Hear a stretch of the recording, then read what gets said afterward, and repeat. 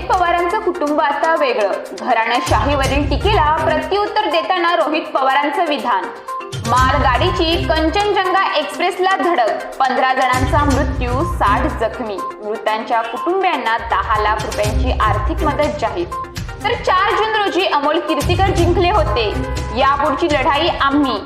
आदित्य ठाकरेंची गर्जना. त्र्यंबकेश्वर मंदिरात वृद्ध दाम्पत्याला मारहाण आणि शिवीगाळ झाल्याचा आरोप. देवाच्या दारी भक्तांची मुजोरी. कल्याणी नगर अपघात प्रकरणाची आळंदीत पुनरावृत्ती. अल्पवयीन मुलाचे भरधाव मोटार अंगावर घातल्याने महिला जखमी. आंब्याच्या पेट्यांमधून गोव्यात मद्याची तस्करी, 12 लाखांचे विदेशी मद्य जप्त.